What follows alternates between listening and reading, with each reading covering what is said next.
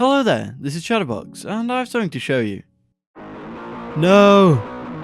Ah! Nay! Oh man.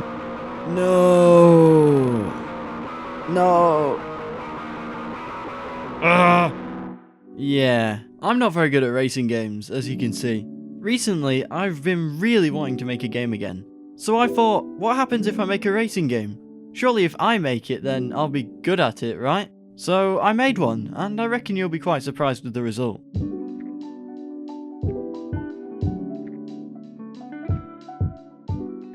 After my adventures making games without game engines and making a programming language and all of those wacky things, I want to go back to normal and just make a good game the normal way, because I like making games. The first step to making a good game is planning, which is why I did none of that and started making the game straight away. I rushed straight into making the movement controller with absolutely no idea of how I wanted it to feel, and I'm actually pretty happy with how it came out. It feels really fluid and I just like driving around with it. I showed some people and they asked if I was making a skateboarding game, which would be pretty cool, but no, I'm making a racing game.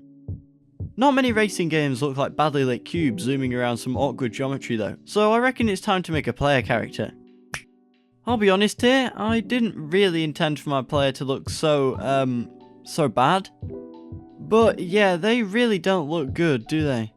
I went into Blender trying to make something with a minimal and round, futuristic look. But I haven't used it for a while, so I'm pretty rusty, and the result was nothing like what I imagined. I suppose it is pretty minimal, but you know, it just looks kinda like a weird pointy thing, even though I do actually like it.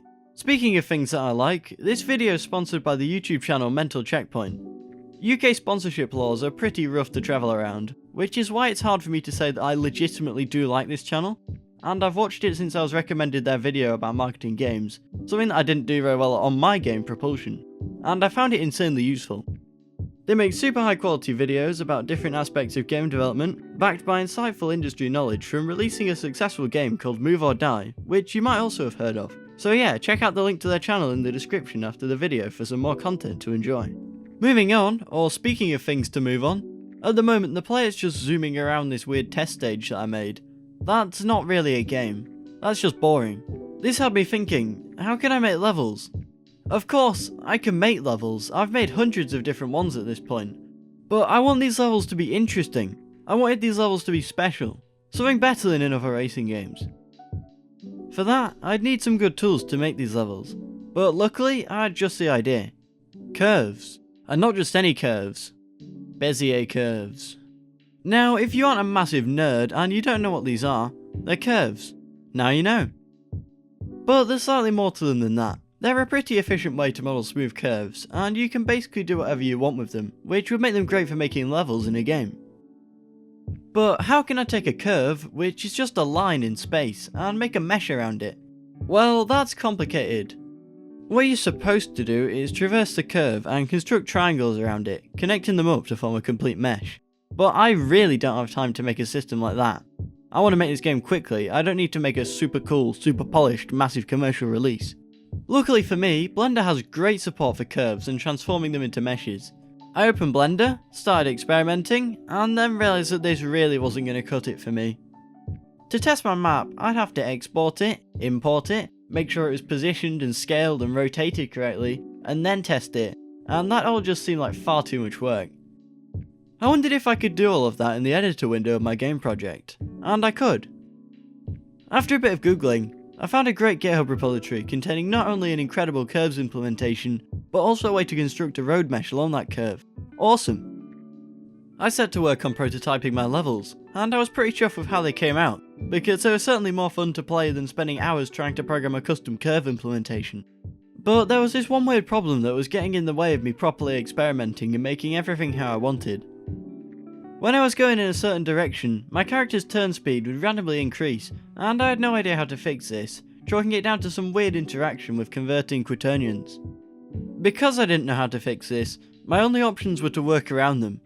I could either make my levels flat, completely avoiding the problem, but then that would just be insanely boring and there'd be nothing interesting about the game at all, or I could carefully design my levels to work around the limitations. Obviously, I chose the first option. Wait, I'm in the last one. Before starting out proper level design though, you should like the video. I'm joking, I just wanted to spend a bit of time to make sure everything looked a bit nicer.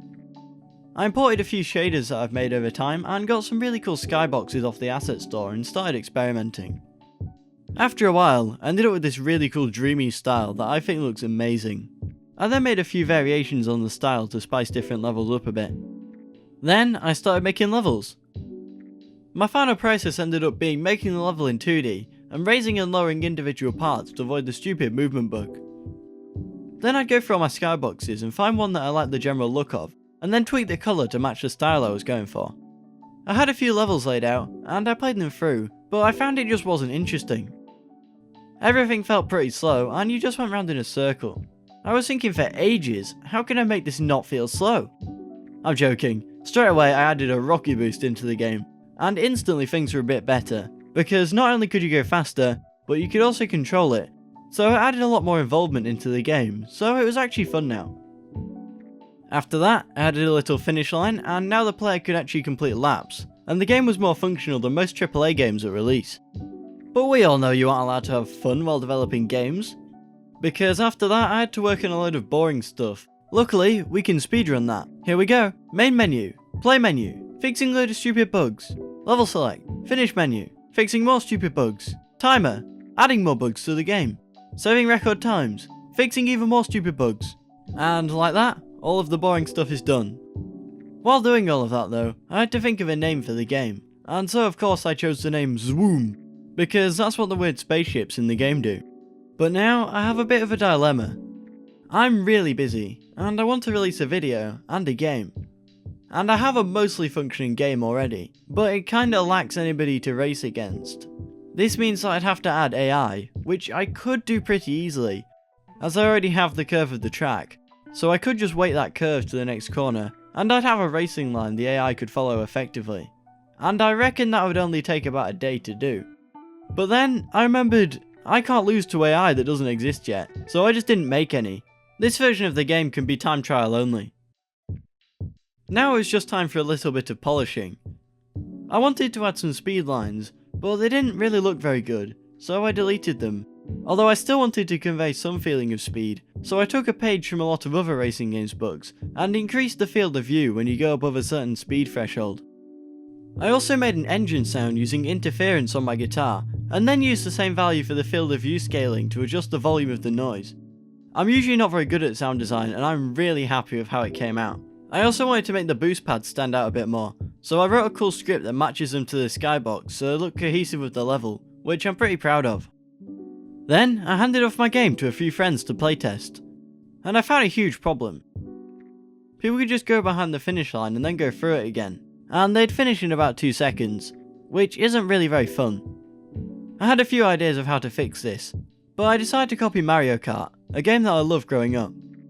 Mario Kart has invisible checkpoints dotted around the map, and that ensures that the player can't cheat on levels. I decorated the levels with some placeholder checkpoints that disappear when the game runs, so the player doesn't even know how I'm stopping them. The game's basically done now, but I need to ask you a favour. Can you check out the game in the description? I really like the game, but it just feels like it's missing stuff, and that's stopping me from doing anything more with it. So I need your feedback to try and make the game more interesting, then maybe I can do more with the project. I exported the game and uploaded it to itch, and now the game's finished, so I can work on another project, or maybe sleep. Thanks for watching. Please hit the like button and subscribe to me, because it'll expand my ego even further. Have a great day!